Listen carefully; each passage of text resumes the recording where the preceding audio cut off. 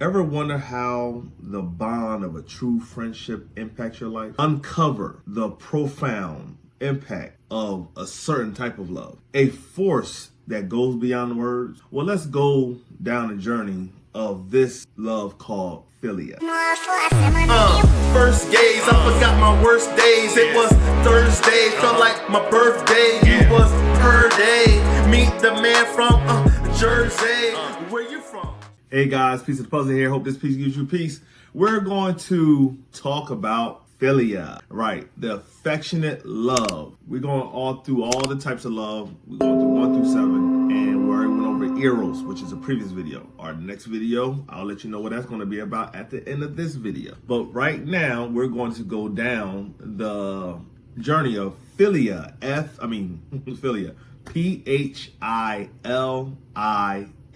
It's an affectionate love. And when you hear the word affectionate, you kind of go into thinking romance. Affectionate is not even relating to just romantic love, but a friendship love. See, all love is affectionate, but this love doesn't involve any sexual attraction at all. It's like love between two friends, two buddies, anyone you admire or respect. Philia, often referred to as an affectionate or platonic love, is one of the 4 ancient Greek words for love. Unlike romantic love or sexual love, which we went over, which is eros, Philia represents a deep friendship. It's camaraderie between individuals, all right?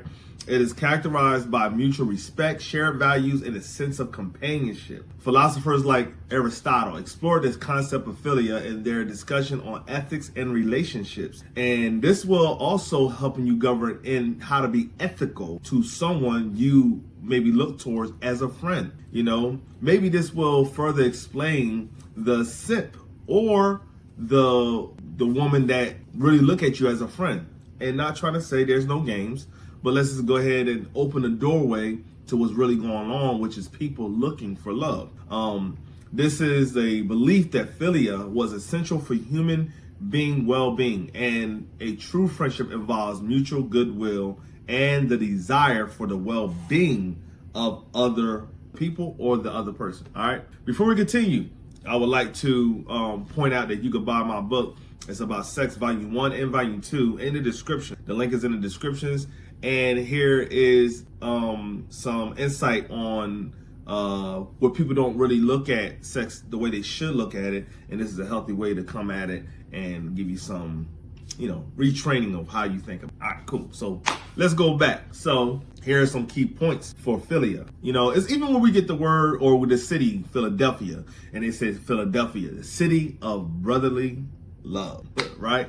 So philia or affectionate love is characterized by several key points. Number 1, friendship and companionship. All right. Philia is often associated with deep, meaningful friendship and companionship. It goes beyond casual relationships and implies a strong bond between individuals. So this is something you have that you might say, my best friend. The word friend is being thrown around so much that people lost the respect of its covenant. When you call somebody a friend, you don't call anybody a friend. Even my boys, I tell my sons, like, just because you cool with them don't mean there's your friend. There's ways you categorize people. Everybody don't make it to the friendship era. This might be this associate, co-worker, someone you know with. More slang terms, somebody you are cool with. Yeah, I'm just cool with them. That's my boy. Even though you say that's my boy, some people will take, oh, I'm your boy. They will use that to trick you, manipulate you to do favors or other type of things and try to force you but y'all thought I was your boy.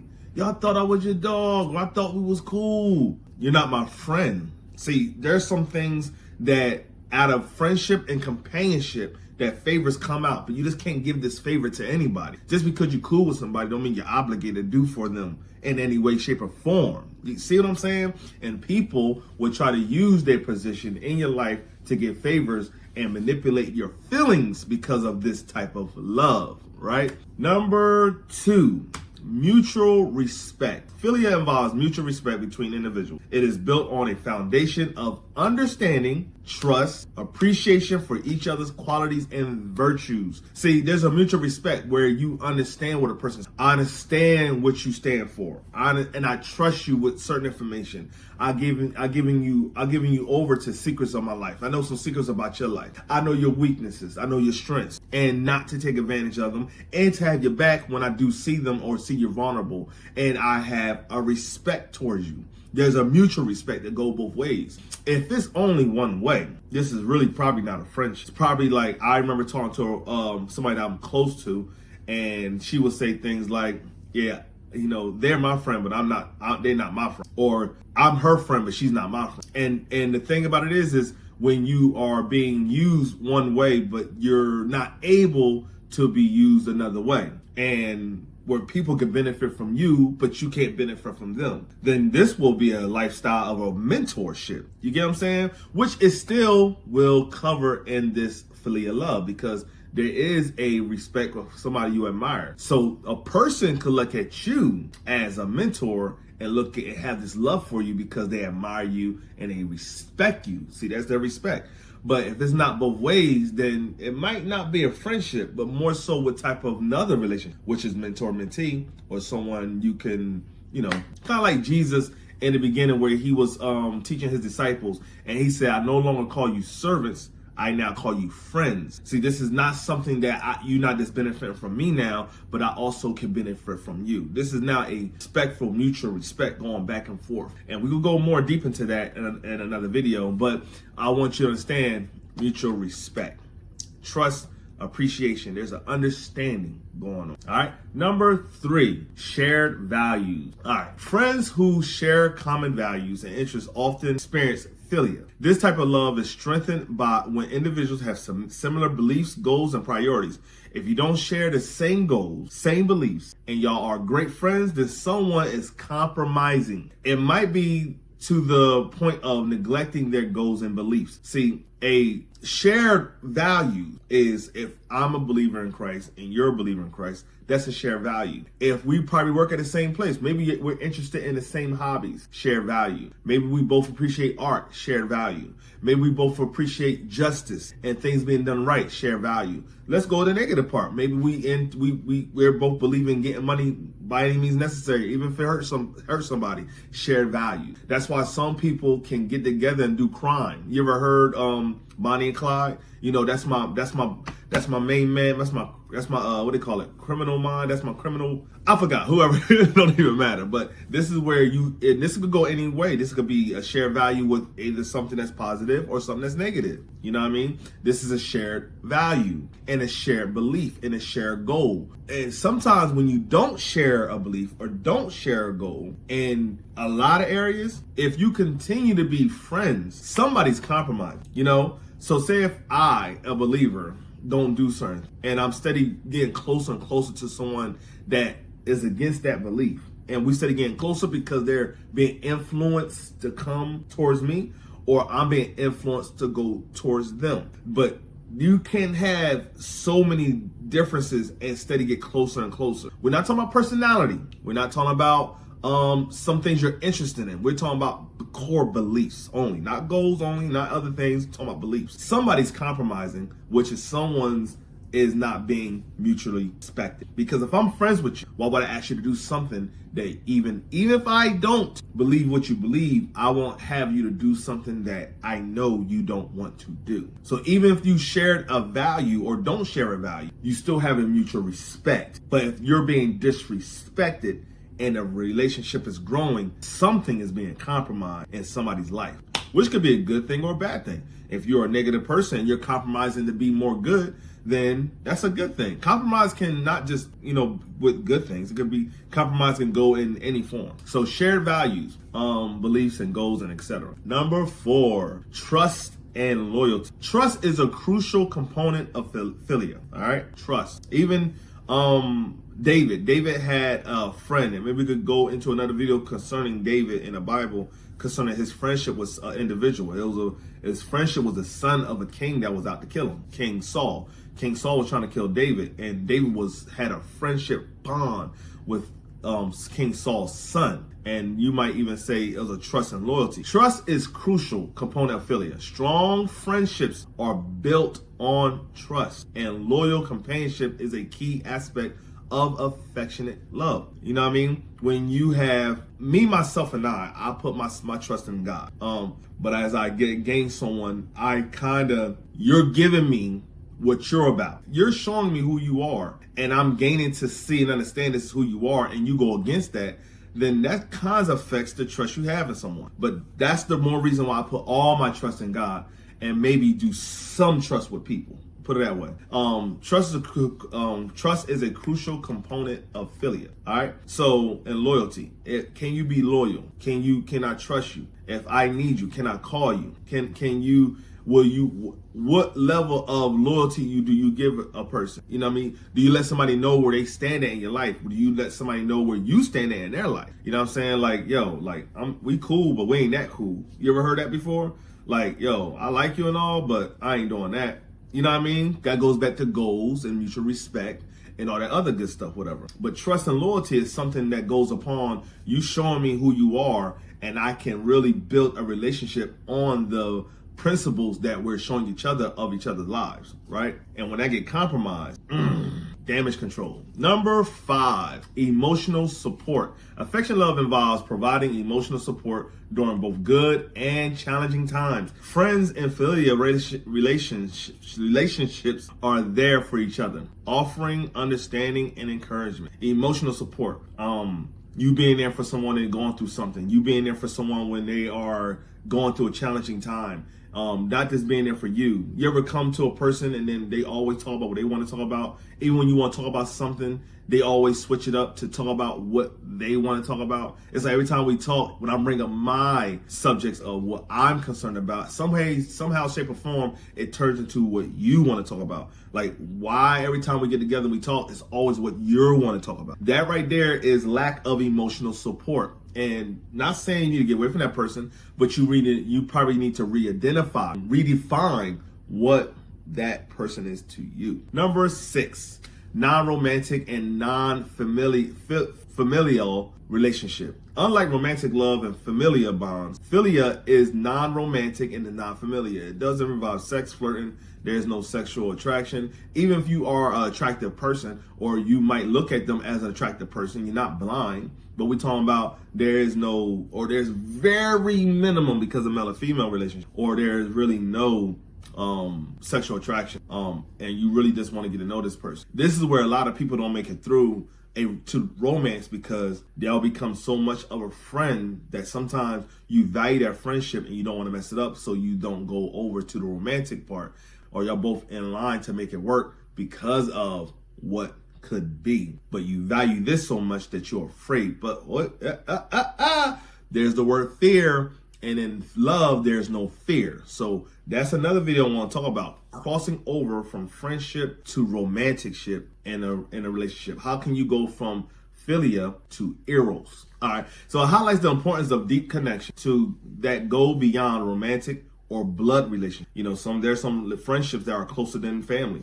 There's some relationship that you're closer to your friend than you are to your blood sister or your blood brother. You get what I'm saying? So this is where that goes. 7, positive impact. Philia contributes to positively to individual well-being. Meaningful friendships are built on affectionate love can enhance overall life satisfaction, provide a sense of belonging. You have a belief or feeling as though you belong together or supposed to know each other. Like, man, I don't know what I'd do without you. I don't know what I'd be without you. Oh my God, man, this is dope. This was up, man. I love this, and so on and so on and so on. So this is can provide a level of satisfaction and belonging. So this is why friendships are important. You don't have friends, something wrong, something's not cool. You should be able to have somebody as a friend. I don't trust nobody.